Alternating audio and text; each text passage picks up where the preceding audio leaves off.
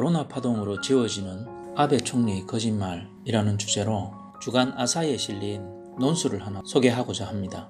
동일본 대지진이 일어난 지 9년이 지난 오늘 제 지역에서는 고속도로나 철도 등이 재개되었으며 공공사업도 진축되면서 물적인 인프라는 시간이 흐르면서 확실하게 회복되었다고 볼 수 있습니다. 그러나 도쿄전력 후쿠시마 제1원자력발전소의 사고 처리는 끝나지 않았습니다. 원자로의 폐로 작업, 오염토, 오염수 처리 등은 지지부진해 끝이 보이지 않는 상황입니다. 아직도 피난가 있는 주민도 정부 발표의 숫자에서도 후쿠시마를 중심으로 4만 7천 명 정도가 귀환하고 싶어도 할 수 없는 지역으로 남겨진 채 이제 고향에 못 가겠다는 사람도 나날이 늘어나고 있는 상황입니다.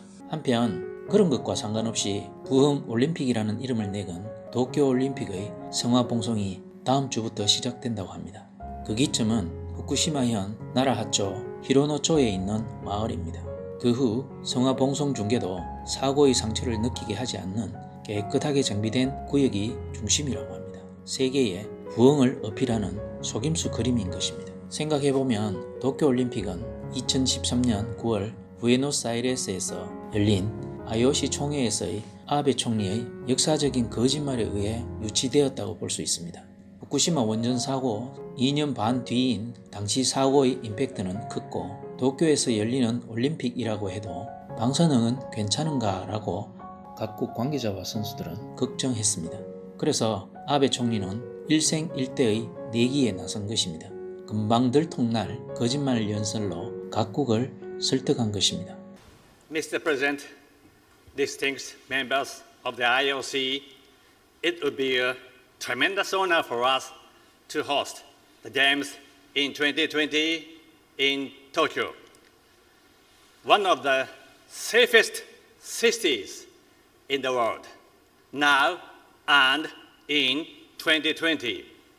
Some may have concerns about Fukushima. Let me assure you, the situation is under control.